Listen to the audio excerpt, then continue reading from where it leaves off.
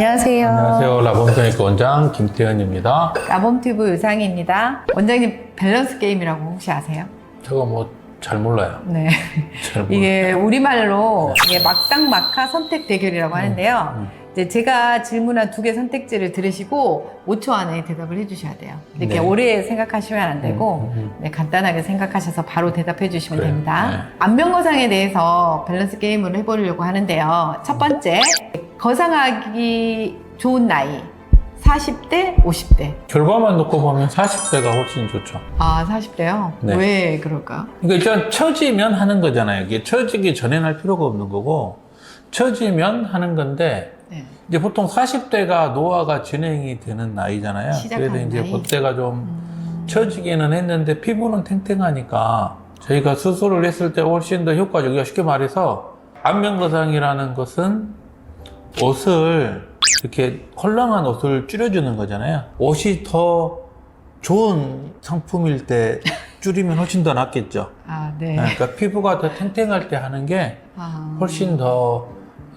결과가 훨씬 더 낫죠. 근데 이제 일반인이 생각할 때는 50대가 사실은 좀 더 처짐이 온 상태잖아요. 그러면 조금 처졌을 때 리프팅을 받은 것보다 조금 더 처졌을 때 리프팅을 받으면 본인이 느끼는 효과가 사실은 좀 더 클 거라 생각이 드는데 맞죠. 그건 어떠세요? 맞아요. 예, 그렇죠. 그런데 어쨌든 이제 제가 말하는 건 결과에 결과가? 거기에서 보는 거고 네. 노화라는 게 뭐 40대라고 하지만 50대, 60대에 오는 사람도 있고 조금 더 빨리 오는 사람도 있고 제가 이야기하는 건 노화가 왔을 때 왔을 때 하는 네. 게 그러니까 우리가 잘못 알고 계시는 것 중에 하나가 뭐냐면 이제 거상을 하면 5년 뒤에는 다시 과거로 돌아간다고 생각을 하시거든요. 그렇죠. 근데 거상이라는 게 어쨌든 올려놓으면 그 수술의 어떤 결과물 자체가 계속 유지가 된다는 거죠. 거기에서 또 노화가 되는 거죠. 노화가 진행이 됐다면 빨리 하시는 게 조금 이따 하는 것보다는 훨씬 더 효과적이라는 한 살이라도 어릴 때 그렇죠. 예, 거상 효과가 더 드라마틱하다. 이게 한국인이 더 드라마틱할까요? 아니면 서양인 그런 분들이 더 드라마틱할까요? 백인이 더 드라마틱하죠. 아, 네. 왜 네. 그럴까요? 왜냐하면 백인들이 훨씬 더 빨리 처지고 많이 처지니까. 동양 사람들은 광대뼈나 턱뼈가 발달되어 있기 때문에 네. 훨씬 더 조금 덜 처지죠. 백인들 보면은 10대 때가 제일 예쁘다고 하잖아요. 20대만 돼도 약간은 조금 주름이 보이기 시작하고 30대가 되면은 꽤 처져 보이잖아요. 네, 네. 이제 그런 이유로 백인들은 조금 더 빨리 처지고 많이 처지기 때문에 조금 더 효과적으로 보이는 거고, 두 번째는 이제 제가 항상 하는 이야기인데 피부가 얇을수록 좋아요. 아, 한국 사람들도 똑같은 한국 사람들도 피부가 얇고 피부가 하얀 사람들, 이런 사람들이 흉터도 훨씬 덜 남고 훨씬 더 낫다는 거죠. 네. 그러면은 이제 그 인종의 그 차이가 아니라 피부의 두께의 차이다. 이렇게 이해하면 될까요? 그렇죠. 아. 이제 피지선이 많이 발달되어 있는 사람들이나 네. 이제 이런 사람들이 조금 어렵고, 특히 이제 우리나라는 사실 수술을 하시러 오시는 분들 보면 이게 갑자기 오시는 분은 되게 없는 것 같아요. 그러니까 요것저것 이렇게 하고 오시는 분들이 많잖아요. 네. 그러니까 그런 어떤 시술들이 사실은 밖에서는 보이지 않지만 안에서는 다 흉터가 돼 있기 때문에 이제 그런 분들은 수술할 때 훨씬 더 사실은 조금 더 어렵죠. 거상은 첫 수술이 효과가 좋다, 재수술이 더 효과가 좋다. 올려준다는 전제에서 보면은 재수술이 조금 더 잘 올라가죠. 아, 재수술. 왜냐면은 아, 그래요? 흉터를 올리면은 더 잘 이게 튼튼하잖아요. 그러니까 우리가 스마스를 올리든 아니면 지방 주머니를 올리든 이 지방 주머니가 얇을 때 하고 이게 약간 흉터가 돼 있을 때는 우리가 올려주고 나면 훨씬 더 유지가 되겠죠. 더 튼튼하니까. 스마스를 제대로 박리를 했을 때 요거를 재수술을 하는 거는 재수술이 훨씬 더 효과적이에요. 근데 그게 아니고 이게 뭔가 수술 자체가 잘못됐을 때, 이게 이것도 아니고 저것도 아닐 때, 이제 이런 경우는 사실은 효과가 더 떨어질 수밖에 없죠. 거상 수술 방법 중에서 이제 박리 방법인데요.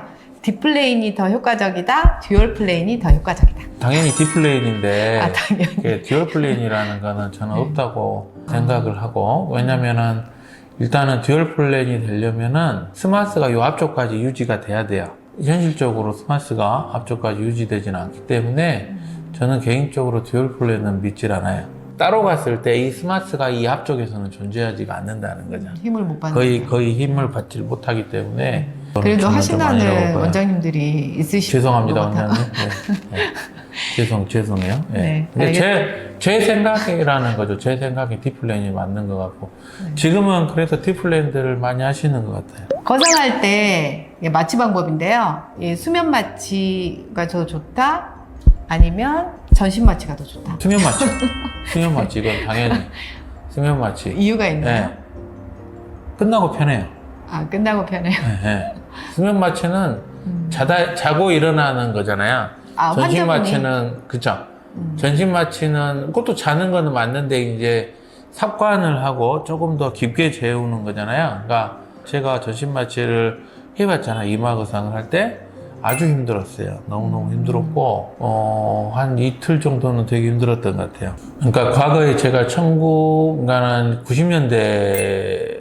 90년대까지만 하더라도, 이게 거상이라는 게 사실 미국의 어떤 전유물이었고, 우리나라는 그렇게 많지 않을 때, 거상 수술을 하면은 꽤 피가 많이 났던 것 같아요. 꽤 피가 많이 나서, 거상 수술하기 전에 항상 이게 이제 수혈을 할 수 있다는 생각으로, 환자 본인의 피를 뽑아서 이렇게 보관할 때도 있었고, 이제 이런 정도로 이렇게 피가 꽤 많이 났었는데, 지금은 이제 박리의 기술도 많이 발달됐고, 두 번째는 마취의 그러니까 얼굴 마취, 국소 마취의 기술들이 많이 발달됐어요. 이제 그래서 그때는 당연히 이제 전신 마취 이렇게 했었지만, 지금은 이제 엄청 발전했잖아요. 수술 시간도 빨리 끝나고. 네, 그래서 뭐 피도 전혀 나지 않기 때문에, 수면 마취가 훨씬 더 환자분들한테는 좋은 선택인 것 같아요. 거상 후에 피주머니 있잖아요. 네네. 그거를 차는 게 좋은지, 해모백이라고 하죠. 네네, 안 하는 게 좋은지. 해야죠. 그건 당연히 해야죠. 안 하는 병원도 네. 많더라고요. 그러니까 그런 병원들에서 말하는 거는 그 본인 병원은 이제 출혈이 별로 없다. 그래서 하지 않아도 된다. 이렇게 말씀 많이 하시던데. 저는 저희 그 환자들, 보호자들 수술방에 들어오셔가지고 참관하는 것도 저는 허용을 하거든요. 저희 병원 피 전혀 안 나요. 제가 뭐 어느 누구보다도 피 안 나게 할 수 있고. 그런데 이마도 피주머니를 그렇고. 권하시는 이유가 있나요? 수술이라는 게 그래, 수술가. 그럼 서울대병원에서 만약에 배를 수술을 했어. 뭐 피가 나서 그러면 피주머니 해요? 아니죠. 만약을 위해서. 만약이 아니고 수술이라는 만약이죠. 걸 하면은 수술이라는 걸 저희가 다 지혈을 하고 나와도 이게 회복되는 과정. 우리가 수술을 하면은 48시간 동안 회복이 돼야 되잖아요. 회복이라는 게 되려면은 우리가 피를 통해서 좋은 영양분이 와야 돼요. 상처가 회복되는 과정이라는 거는. 그죠? 그렇죠. 네. 그잖아요. 우리가 혈관도 다 잘리고 다 잘렸는데 뭔가가 와야지 좋은 일을 할 거 아니에요.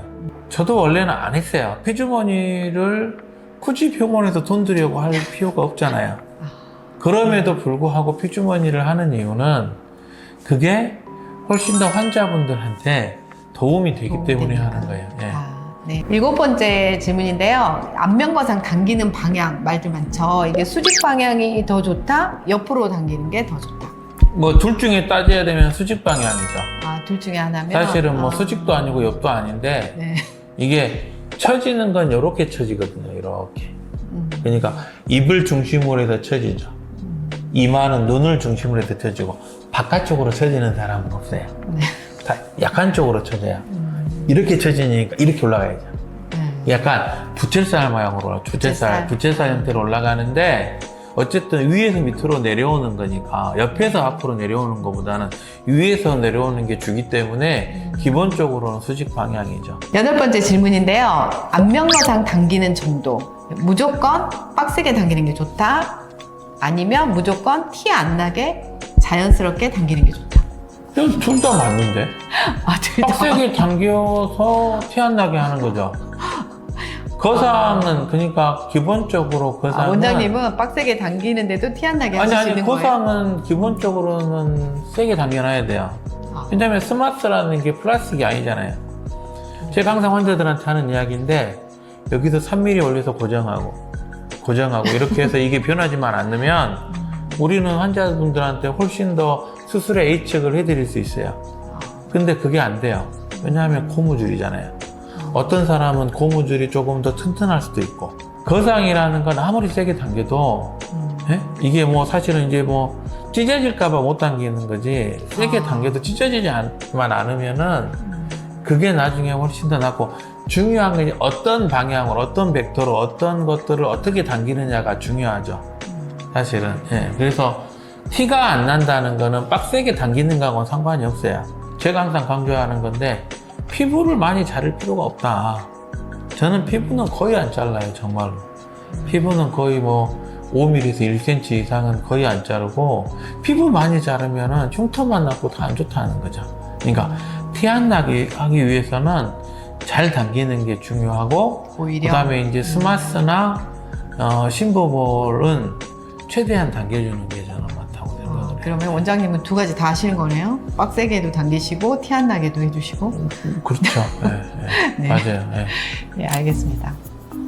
수술 잘해주는 병원이 서호 관리가 수술에서 끝나요. 둘 중에 고른다면 다이어트 하고 나서 거장하시는 게 좋죠. 하지 말아야 할 시술 중에서 아큐스컬프 같은 지방 흡입 레이저 아니면 불법 필러